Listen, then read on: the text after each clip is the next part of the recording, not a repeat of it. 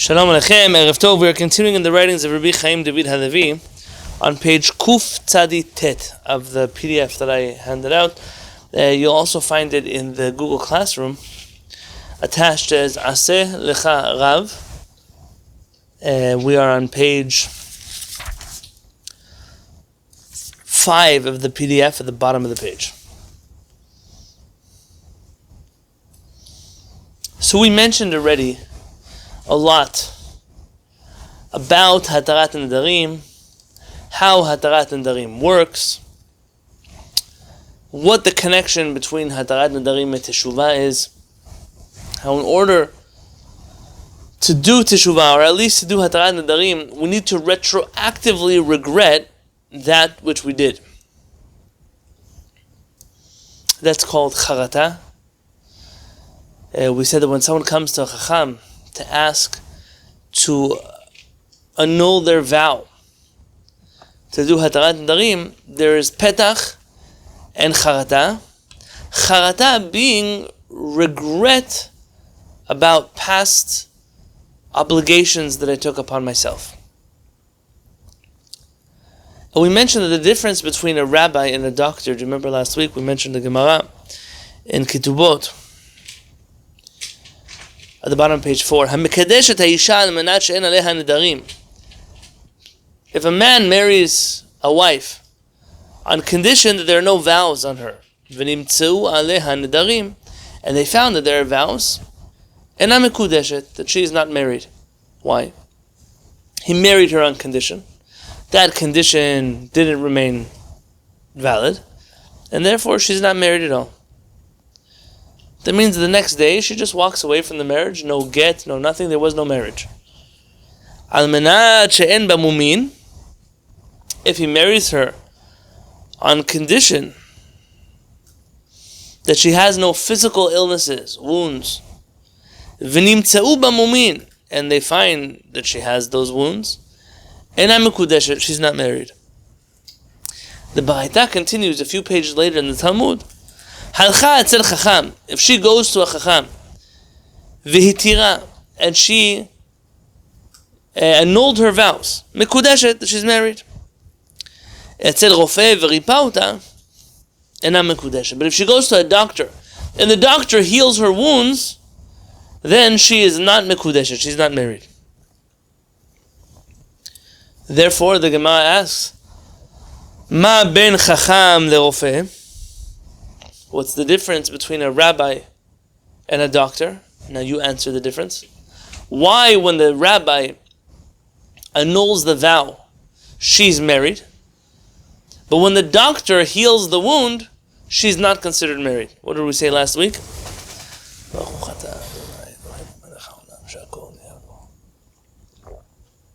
Amen.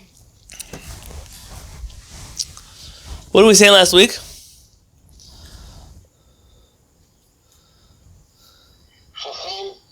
Retroactively cancel the vow. Doctor just only from now on. Very good. The wedding was last night.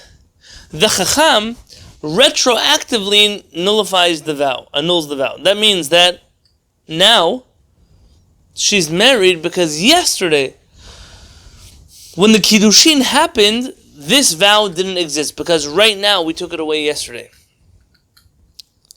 The doctor, though, he heals the wound now and going forward. Does that mean that yesterday she had a wound? Yes. The doctor can't retroactively take care of a person's wound. And because of that, she's not considered married, unlike the Chacham. From here we see that a fundamental part of Hatarat Nedarim is making sure that the nullification happens retroactively. Now that's all fine and dandy, until where I ended off my shiur last week. What about Kal Nidre?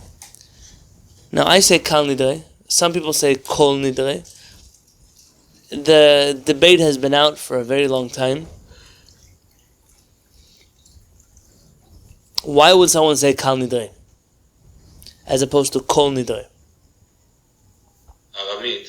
Very good. In Aramaic, there does not seem to be a kamatz katan, at least not as popularly as we have it in Hebrew. And therefore, we would say Kal Nidre. Yes? Why would other communities then say Kol Nidre? Because there's a kamatz katan in their Hebrew. It's Hebrew. But the tefillah, Kal Nidre Ve'esare, this tefillah is in Aramaic. So Kal Nidre, why else?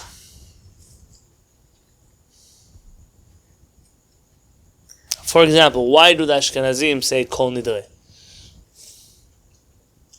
My question may be wrong. Do Ashkenazim say Kol Nidre? Some do, some don't. Some do, some don't. I know yes. What? As far as I know, yes. They say Ashkenazim pronounce ka as ko. Kamatz et cholam. Right. So, the kamatz by the Ashkenazim is not actually a cholam like we would say it, but it's a sound. Yes? Like kol nidre.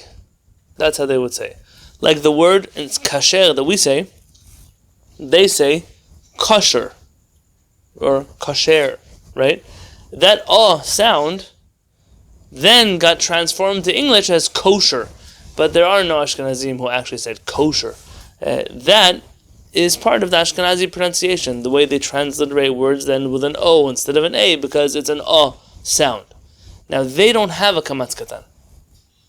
So unlike Sephardim, which will turn a kamatz katan into a chonam, mamash a O, Ashkenazim only have it as a So what about the Sephardim? If I were to tell you that many, many, many Sephardim, I can't tell you all, but many, many, many Sephardim, not just the Yemenites, which are famous for it, pronounced the kamatz always as an O. Harav Peretz, when he prays privately in his house, he says, Omen, like that, instead of Amen. That was the way that many, many Sephardic communities pronounced the O. You could still find this in the Iranian Jewish community, in the Bukharian Jewish community. Sometimes there's in other Sephardic communities as well, that kamatz is pronounced O, and likely they got so used to hearing Kol Nidre that they assumed that it's Kol Nidre, like in Israeli Hebrew would be, and that seems to me where this came from, to pronounce that Kal Nidre as Kal Nidre. Now, if you didn't understand a word I just said, it doesn't matter. It has nothing to do with what I'm teaching today. But when you hear me say Kal Nidre, I'm referring to the prayer that many people know as Kol Nidre. At the bottom of page Kuf Tzaditet, that's page 5 of the PDF. Charata terem maaseh. Can we regret something before we do something?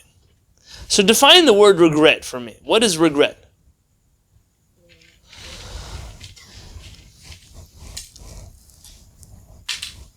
What is regret?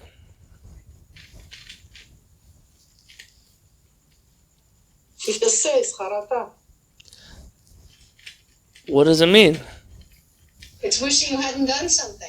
Wishing you had not done something in the past? Yeah. Right. Can you regret something you haven't yet done? No, you can't. No. It seems to be that regret goes backwards. No, that's usually how you use the word regret. I regret that I did something. How can you regret something you didn't do? Just don't do it, right? ואת כל עומק הרעיון של המעשה, the depth of this whole matter, שבסיסו הוא הכרה ורצון, that we said that in order for an action to make one liable, that has to have both ratzon and hakara.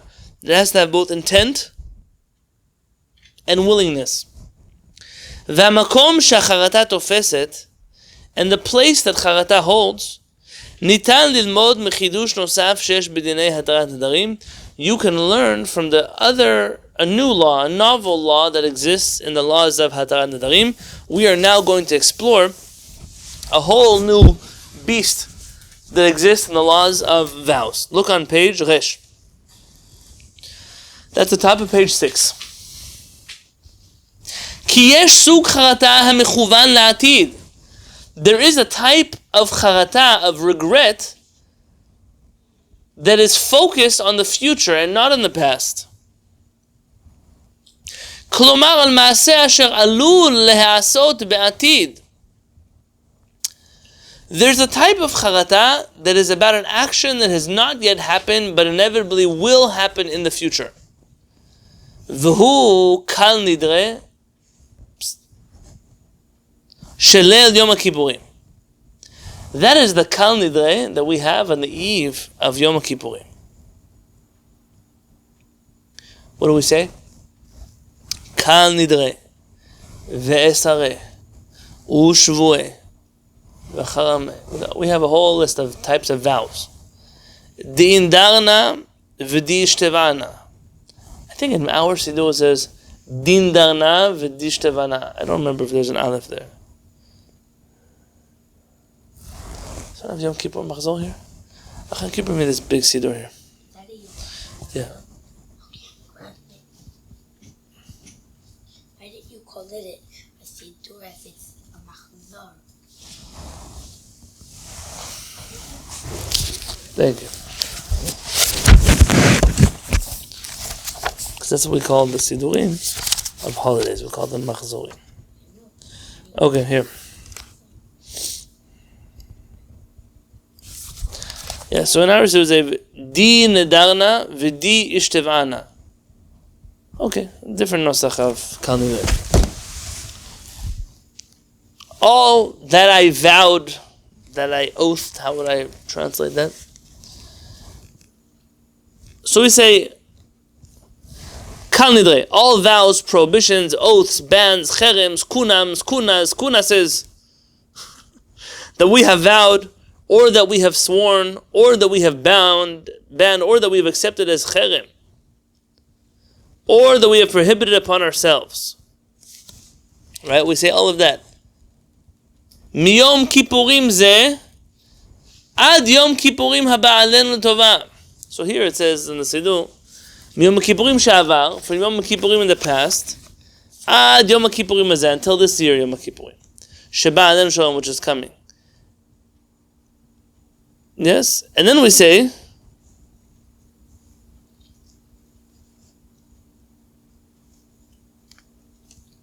all of the vows, look in our book, Miyom Kippurim zeh ad Yom Kippurim haba alenu l'tova.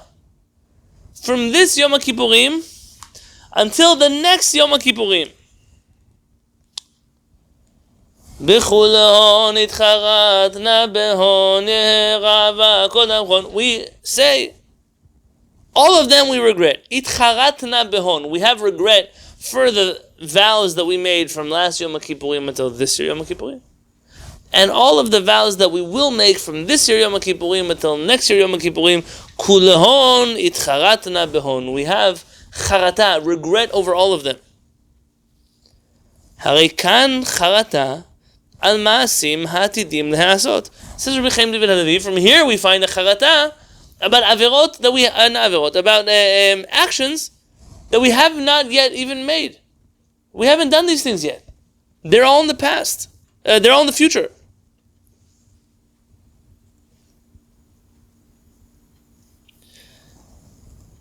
Now don't be surprised to find out that the origin of this idea comes from none other than Rabbeinu Tam. It shouldn't surprise you. Why shouldn't it surprise you? Well, I guess if you've been around long enough, you know why it shouldn't surprise you. Zohi shitat Rabbeinu Tam. This is the opinion of the French-German Chacham Rabbeinu Tam. Umvusesat hi al sugya b'masechet Nedarim. And it's based off of a section in the Talmud, Nedarim, page 23b.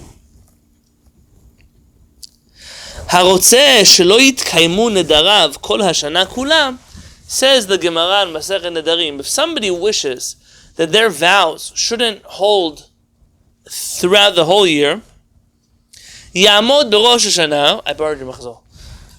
You should stand on Rosh Hashanah, v'yomar, and you should say, Kol neder shani atid lidor yeh batel. Any neder which I will make in the future should be nullified.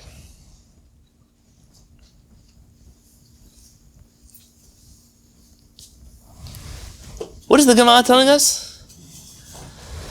There's a person who's afraid of nedarim they may make in the future. So what should they do? On Rosh Hashanah, they should get up and they should say, all vows that I will make in the coming year, they should be batel, they should be nullified. Pirush. Rabbi Chaim says this means, Sh'adam choshesh, a person is worried, pen ya'amod b'sh'ot lachatz o metzuka v'chadomeh, that they will be in some kind of stressful situation. Some situation of pressure. V'idor yishava, and they'll end up making a vow or an oath. V'achar kach asher yiriga v'yitzta'er al kach v'yitcharet, and afterwards he knows it'll calm down and he'll say, wow, I regret that what I said in that moment of stress. Lachen, therefore, matnehu mirosh, he already makes a condition ahead of time. She'im edor ro'eh shava, that if I make a vow or an oath, megale ani da'ati me'achshav, I'm already letting my consciousness be known now, my intent now. Sheze lo yeh mitoch retzoni hashalem ve'akarati ha'mele'ah. Remember, in order for an action to stick, it has to have both ratzon and hakara, we said. It has to have both intent and willingness. I'm telling you now that when I make a vow in the future, under duress, that it doesn't have my intent and my willingness. Something is missing.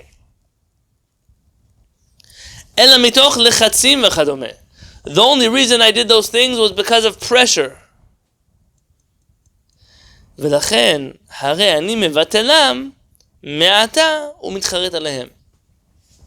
therefore, I am already letting you know now that I have charata on that which I did not do, because I'm telling you that when I make those vows or oaths, they will be under duress. They won't be out of my desire to make a vow or an oath. Now, I have a problem here.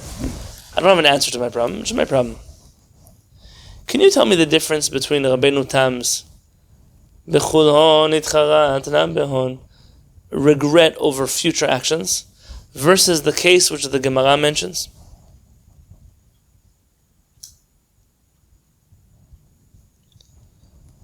What does the Gemara say in Masechet Nedarim 23b? We just read it. What did the Gemara just say?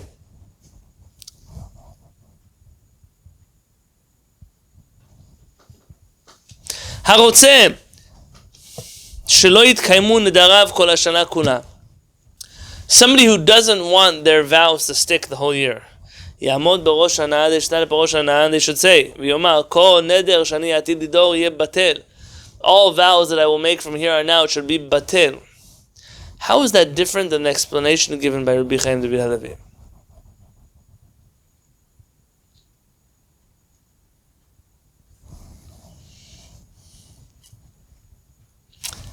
I have all night. Slichot start at 9:45. What time is I it? grant you permission to think. And I said this is a question. I don't have an answer for your question, but if somebody says this, call me during evening, and then why would they have to come back and do annulment of vows? Right. They've already annulled their vows. Very good, Merlin.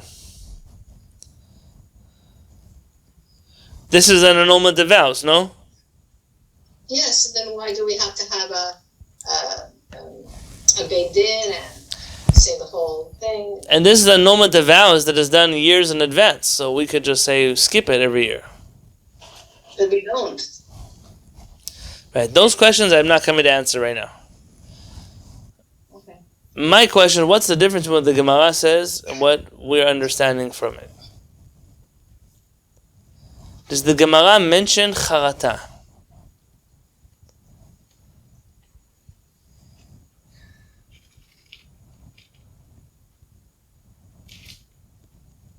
At any point when I translated the Gemara for you, did I mention regret? I think you just said vows that you made. Vows that you made, you nullify them in advance. Batel, we say. I mean, to me it seems that we're not utilizing the mechanism of charata. How could you do charata in the future? I guess you're making a stipulation stipulation, if you do make one, you're going to regret it anyway. Okay, right. So let's say that what Barry's saying, right? Let's say that we're dealing with a stipulation that says I will have charata. That's really what's happening here. Okay. So now let's see where the history of Kal Nidrei is, right? Where does it come from? Look in the first parentheses. There are 3 parentheses here on this page. Let's look at the first one. Agav. Matter of fact, side note. Nosach Kal Nidrei Hanal. This version of Kal Nidrei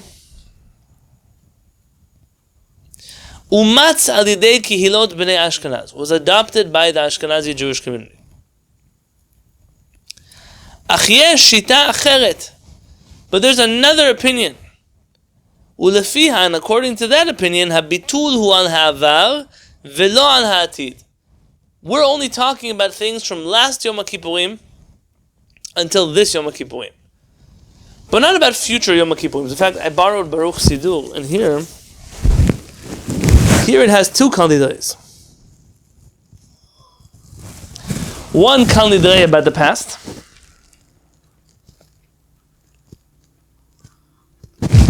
and one about the future.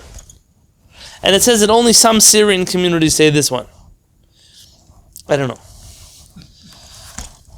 Ubnei Kehilot Sfarad. So there's 2 opinions of what happens at Kal Nidrei. Either we're nullifying the vows of the past, or we're nullifying the vows of the future. Marlene, so to answer your question, according to the first opinion, I don't know why the nullification of vows has to happen if you're anyways doing it during Kal Nidrei. But according to the second opinion, that we're only talking about the vows of the future, now you can understand the Hatarat Nadarim about the past. Hatarat Nadarim is for the past. Kal Nidrei is for the future. Now, why next year do you then have to do Hatarat Nadarim? Is a great question, right? Again, my feeling is... Until the next year. If you did it the year before, then you annulled your future vows. So even now you don't have to do an all. You know what I mean? So listen, I'm of the opinion that Kal Nidrei is not really a halachic thing, like I told you last time. There's no bedin. This is done at night when a bedin can't meet. We're holding Sifrei Torah, we're reading things, we're not specifying. The whole thing to me seems like a custom more than a halachic function. But let's read here. Uvnei Kehilot Sefarad. What To say that after people bid, right? I still say it after people bid. Uvnei Kehilot Sfarad. What about the Sephardic communities? There's a version of the past and a version of the future. Which ones do the Sfaradim do? Uvnei Kehilot Sfarad imtzu et shnei hanuschaot. The Sephardim, they're always the worst. Sfaradim adopted both the version of the past and the version of the future. Last night in Los Angeles, during my question and answer session, someone said, Rabbi, everything you're saying is so nice, but today, the Sephardic rabbis have become just like the Ashkenazi ones. And I said, no, that's incorrect. I want to correct you. They didn't become just like. They became worse. Not much like. Just like is one thing. Worse, a whole different story. Elchanan, can you bring me that siddur over here? Is it a machzor or a siddur? It's a machzor. So why do you keep calling machzorim siddur? Same thing, doesn't matter. Oh, this is for Sukkot. Hold on. What happened to the one for Yom Kippurim? Okay, in the Nuschaot that we have here, can you open that cabinet over there and see if there's a big blue book of Rabbi Ben Zaken? Open that cabinet. Is there a big, thick Yom Kippur book from Rabbi Ben Zaken? Okay, go to the next one. Barry said he doesn't see it there. Go to the next one. They're all white books that say different. There you go. Here, bring me one of those big blue ones. Quick. On the very top. Yeah. The very top on the side. Yom Kippur, this one says Yes. Yom Kippur on it. With the mikra below on it. This one with Thank the you. mikra below. Here,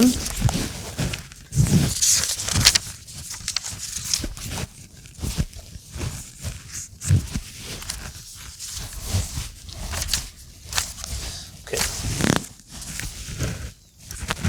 מיום הכיפורים שעבר עד יום הכיפורים הזה שבא עלינו שלום. From the past Yom HaKippurim until this present Yom HaKippurim. ומיום הכיפורים הזה עד יום הכיפורים שעבר עלינו שלום. And from this Yom HaKippurim until the next one. So Sfaradim, they do both. The Sephardim, they say both the past tense and the future tense.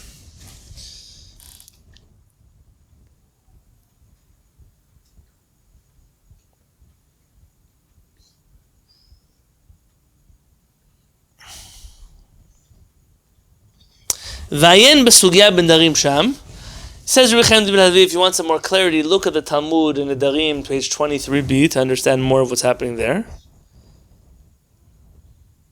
V'chen betur Orach Chaim siman taf reish yud tet, and also in the Tur Orach Chaim, chapter taf reish yud tet, 619.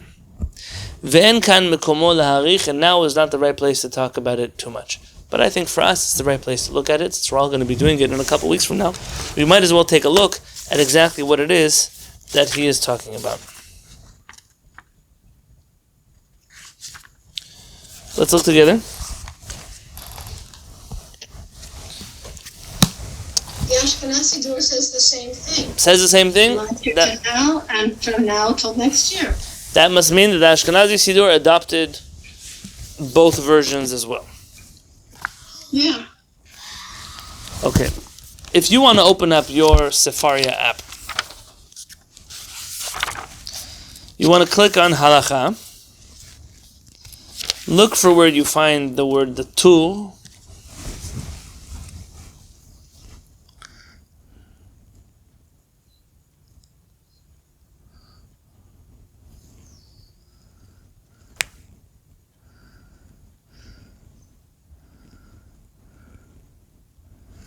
And you want to go to Orach Chaim, chapter 619.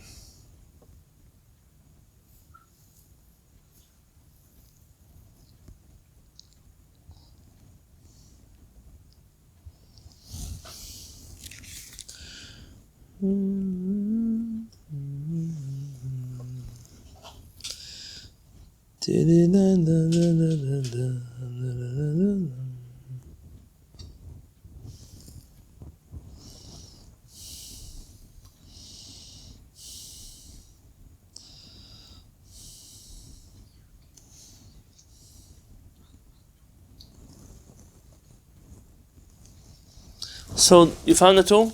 613? 619?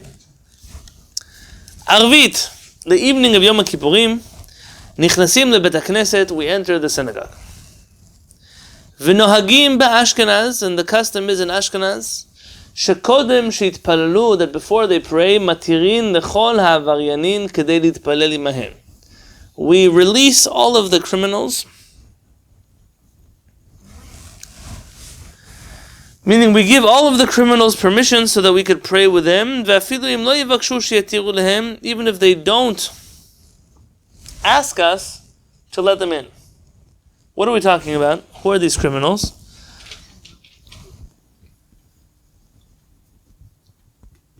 The Perishat tells us who are the criminals. A Jewish person who violates a biblical commandment, a rabbinic commandment, is called a criminal. And usually we would excommunicate them for the community for willingly, knowingly violating, intentionally violating this. And so what happens now? We ask that everyone should pray with us. Why? Rabbi Shimon says in the Talmud, Kol ta'anit tzibur she'en bo miposhei Yisrael eno ta'anit. Any fast day which does not have the sinners of Israel praying in that fast day is not really considered a fast. I mean, in order for it to be complete, you have to have the whole Jewish people there. I'm skipping. He mentions the chilbona is part of the incense that smells bad, but still it was included in the incense offering to show you that everybody should be included. We say this language says the two bishiva shel mala uvishiva shel mata, with the permission of the heavenly court, heavenly yeshiva, permission of the lower earthly yeshiva. Al da'at hamakom, with permission or with the knowledge of the Creator, ve'al da'at hakahal, and with the permission of the community. Anu metirin hitpalel im ha'avaryanim. We allow ourselves to pray with the avaryanim.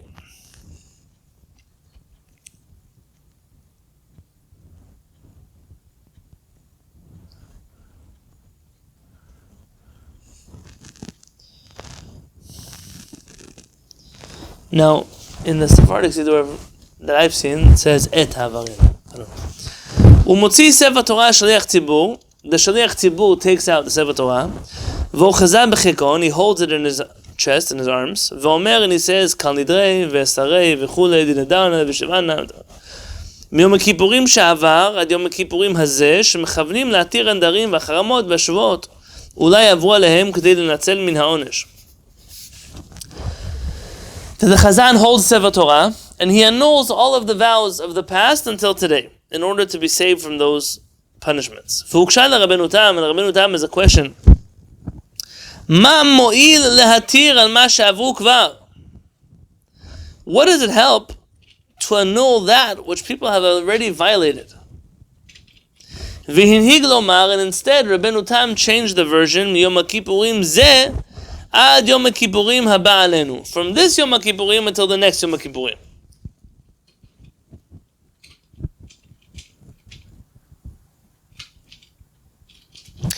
וגם הנהיג לומר דיני דרנה ודין משתבענה כי אמר שפשט זה המנהג מימד אתנם בדרים. The Rabbeinu Tam sources himself based on that tractate in Nedarim on page 23b, הרוצה שלא יתקיימו נדריו של כל השנה, יעמוד בראש השנה ויאמר כל נדרים שאני עתיד לדור בזו השנה יהיו בטלים.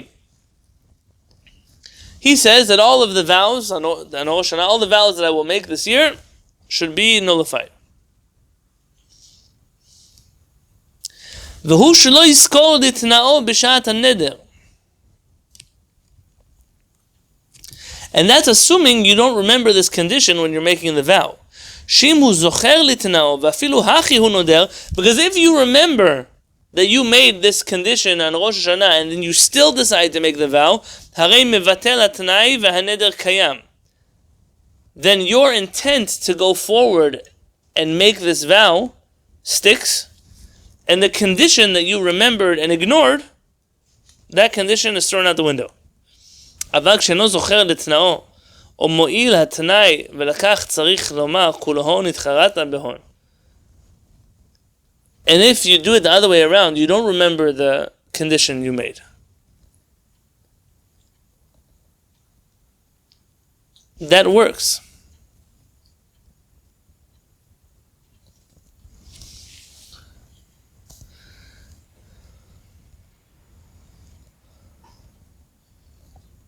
Now, the tour keeps going, but this is the history of Kal Nidrei. The history of Kal Nidrei seems to have been a prayer that existed already in Ashkenaz. Rabbeinu Tam amended the prayer to talk about the future and not about the past. Today, in both the Sephardic and Ashkenazi communities, it seems the custom is yes to say Kal Nidrei, and two, to say Kal Nidrei about the past and about the future. Let's look at the next parentheses in the writings of Rabbi Chaim David Halevy. He then says, Od yitzuyan be'agav. I also want to add, she'en lismoch al bitulim ele. You shouldn't rely halachically on these bitulim. Lo al ha'avar v'lo al ha'atid. Not in the past and not in the future. Meaning not for the past and not for the future. Kivan sheyesh machaloket b'davar. Because there is debate about this matter. V'yesh sovrim she'en hatnai mo'il. That should be probably with an ayin. I don't usually correct the books, but it seems to be a typo. She'en hatnai mo'il levatel haneder, ela im ken yizkerenu toch kedei dibur laneder. That it doesn't work to nullify a vow unless you do it immediately after you did the vow. V'ayen b'Shulchan Aruch Yoreh De'ah, and look in Shulchan Aruch Yoreh De'ah, chapter 211.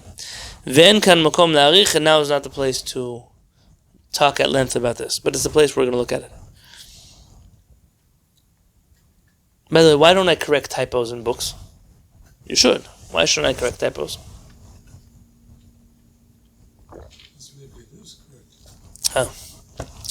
We have many, many books that have typos because the author wrote the correct thing and some editor came along who didn't know as much as the author and they edited the correct thing into a typo. And now we have all kinds of editions riddled with mistakes. So usually when a big chacham writes something, I leave it alone. Worst case, what you do is you write in the margin. It seems to me that it should say mo'il with an ayin. And that way you leave the original version and you also make sure that the next person who's reading it will know what you're writing about. And the examples for this are numerous, and those I don't have time to share right now. Let's look at Shulchan Aruch. Open up Safari again. Click Halacha. Make sure you go to Shulchan Aruch. It should be the top right of that. If it's in English, top left in Hebrew.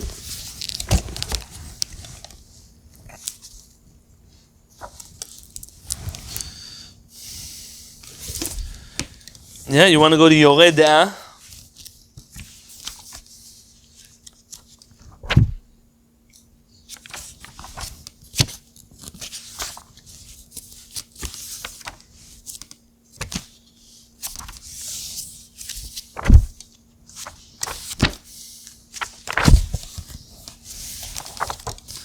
Did I bring the wrong book? No.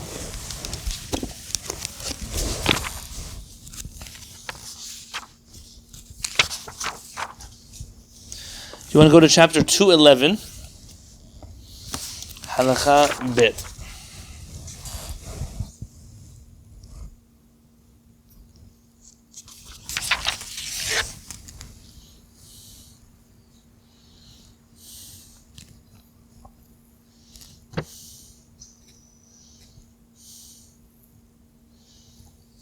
Let's start at Aleph. Maran writes in the laws of Nedarim. These are like the untouched areas of Shulchan Aruch, in the sense that those who study Nedarim study these things. But the rest of people who are learning Torah usually don't get a chance to make their way all the way through Nedarim. Says Maran, Haomer neder shani rotze lidor lo yehe neder. The neder that I want to make shouldn't count as a neder. V'nadar, and then he makes that vow anyways. Eino neder, it doesn't count. Why? Why doesn't it count?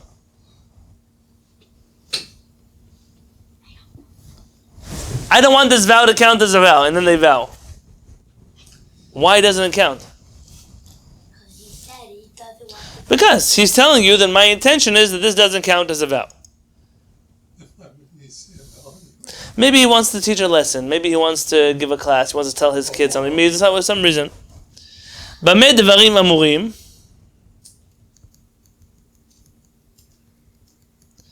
What is it talking? In what cases apply? Shehotzi techila bisvatav.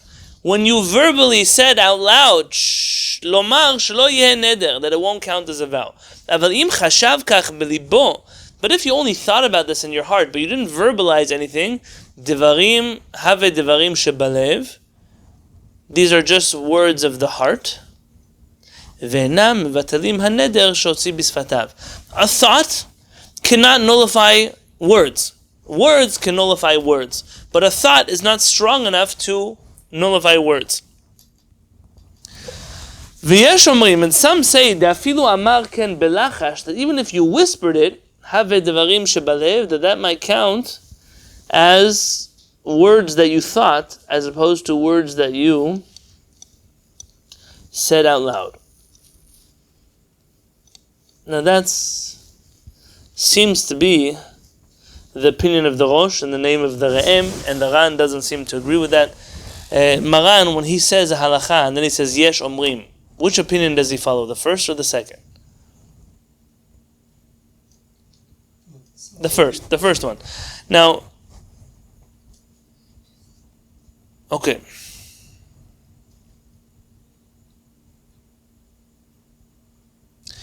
The Rama writes here, Haga. You see the note of the Rama in another font? The Rama says, V'had amrinan kal nidrei beled Yom Kippurim, and that which we say kal nidrei on the eve of Yom Kippurim, have ki'ilu hitnu behedya. It's like a person made a condition out loud, explicitly. Umikol makom, nonetheless, lo samchinan ladze lehatir. We don't rely on kal nidrei to nullify our vows. Belo she'ela lechacham, without asking a chacham first, kim letzorach gadol, unless there's a tremendous need to rely on kal nidrei. So what is the Rama telling you about the halachic status of kal nidrei? You shouldn't rely on it unless there is a really pressing reason for why you have to rely on it. Then maybe, but you should ask a chacham. Let's look at the next halacha, halacha bet in the Shulchan Aruch, chapter 211, bet. Mi shehitna, someone who made a condition, ve'amar, and they said the following: Kol nidarai she'edor ad zman ploni. All the nidarim that I will edor, that I will vow, until a certain date, yihu betelim, will be nullified. V'nadar betoch hazman, and he made a vow in that time period that he specified. From now until October 5th, all of the nidarim that I make, they don't count. And he makes a vow between now and October 5th.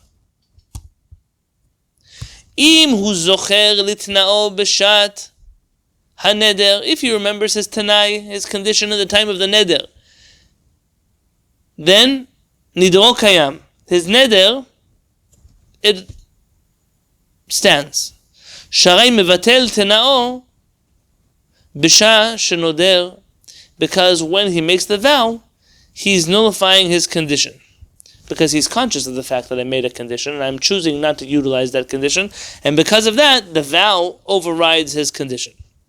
V'im eino zocher litna'o b'shat haneder, and if he doesn't remember his tanai, his condition at the time of the neder, hatanai kayam v'haneder batel, the condition remains and the neder is nullified. V'yesh omrim, and there are those who say,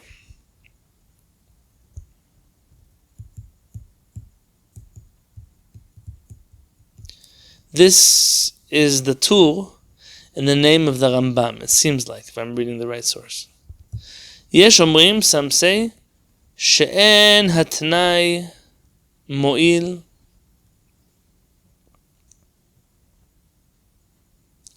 levatel haneder. Some say the condition doesn't work to nullify the vow. Ela im ken yizkerenu toch kedei dibur laneder, unless you say it or you remember it. Toch kedei dibur. What is toch kedei dibur? Someone know the halachic definition of toch kedei dibur?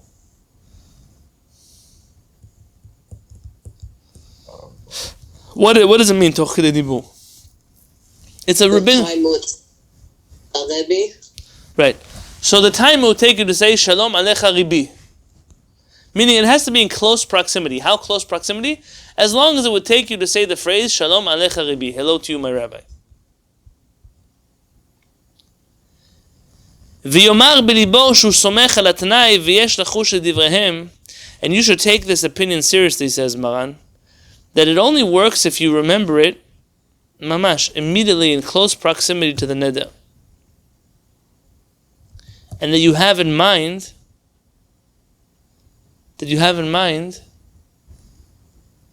that it will uproot your neder. So according to this reading, does Kal Nidrei work for you at all?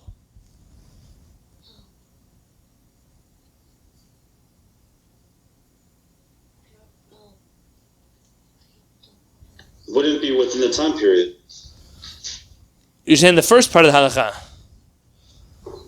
But Maran is quoting a second opinion. Maran is quoting an opinion that it's not about the time period, but that you have to remember your condition every time you make a vow. And it has to be done within a few seconds after you say that vow, or else it doesn't work. V'yesh lachush edivrehem, says Maran, you should take this opinion seriously. Meaning, even though I'm bringing it to you as some say, but this is a very serious some say.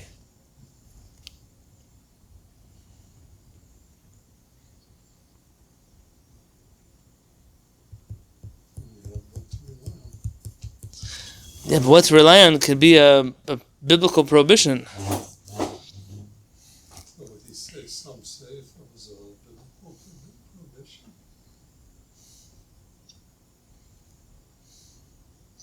But then, if you went in front of a Beit Din and you did the annulment of vows, then that would work.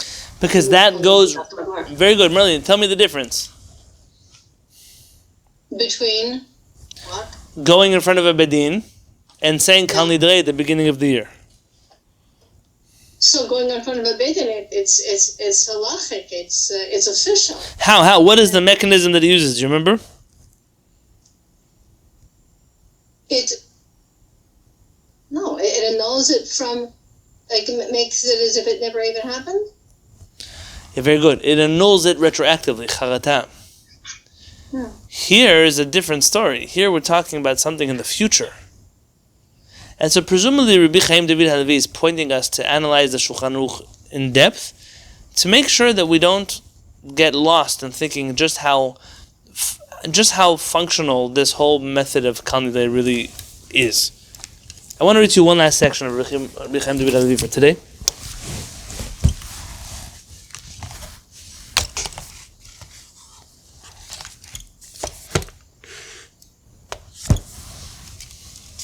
The last paragraph on page 6 of your PDF.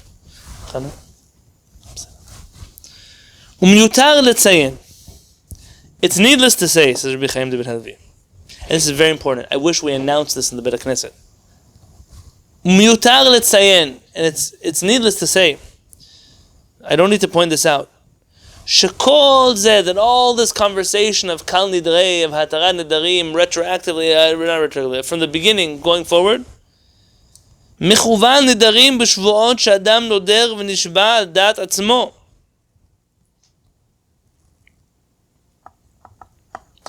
It only applies to נדרים ושבועות that you make on your own accord. אבל מה שבדין משביעים אותו על דעתם, שום ביטול מוקדם אינו תופס. But if you go to Bedin, and Bedin makes you take an oath, I solemnly swear that your Kal Nidrei doesn't do anything for that which the Bedin requires you to do. This is all on you. וזו הייתה אחת הסיבות. Abba or Ima, there's a word here. I'm not really sure which context it's used. I don't know if it's a typo, maybe I'm just not familiar. I know what he's saying, but I don't know what this particular word is. Libui. How do you spell it? Lamed Yud Bet Vav Yud.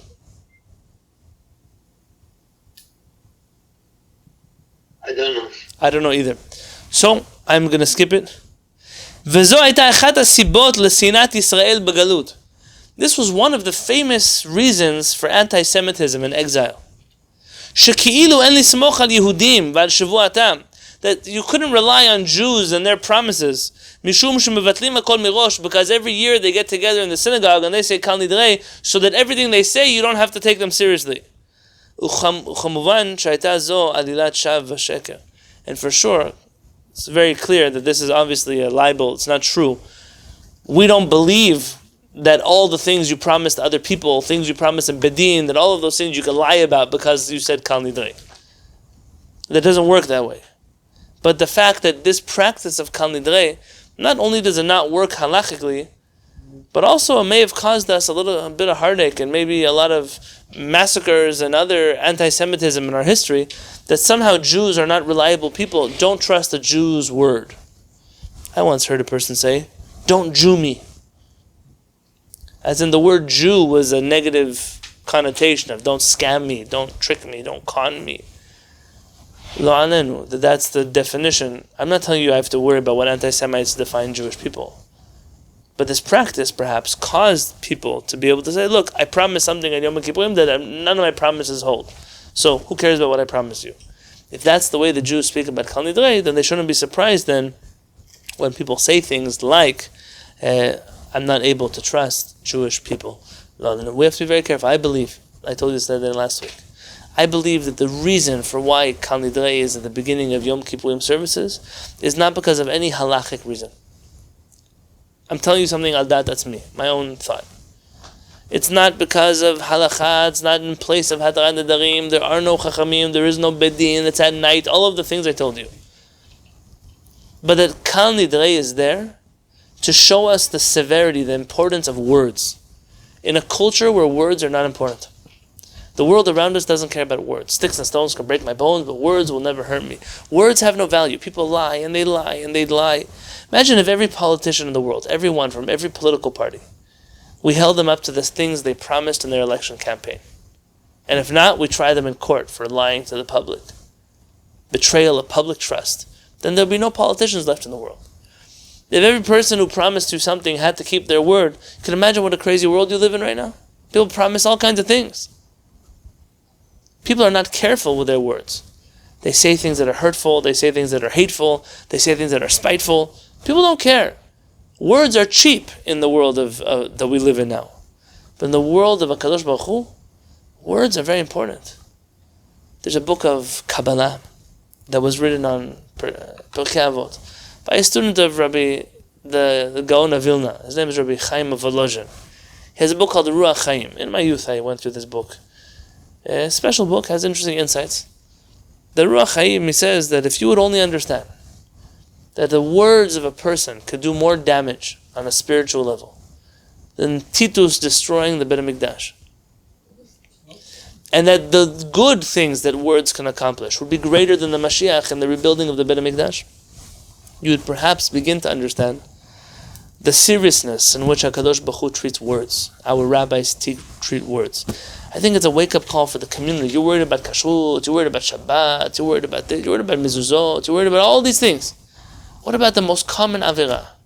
Lying. Lying. It happens all the time. People lie all kinds of things. People lie, by the way, for ridiculous things. Why do you lie about something? Also, when I got married, then my wedding started at 6 o'clock, my chuppah was at 7 o'clock. And Harav Peretz asked, what time is the chuppah really going to start? I said 7. He said, Rabbi Yonatan, don't tell me what you tell everybody else. You tell everybody 7, so they show up at 7:30. I want to know when to be standing under the chuppah. I don't want you to lie to me. So if you're going to tell me 7, and I see that by 7:15 the chuppah didn't start, I'm just going to leave the wedding and go back to Israel.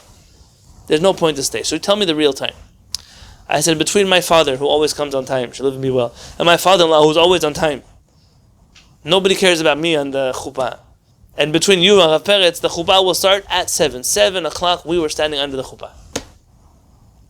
Sometimes you tell a person 7. I once was invited to a wedding. Chuppah starts at 8 o'clock. Wedding started at 7, chuppah 8 o'clock. In the south of Israel. Where was it? I want to say it was in Netivot. We took a bus from Yerushalayim. We got there. Finally, 8 o'clock I was there. Me and the caterer were in the wedding hall. The Chatan and Kala only showed up at 10 o'clock at night. But the guests came at 9:45. So clearly everybody else knew that 8 o'clock doesn't even mean 8 o'clock. But I didn't know. I wasted a whole day to cancel things, to move things, to take buses, and nobody even told me anything. So this is something we have to take seriously. Our words are important. We must take them very, very seriously.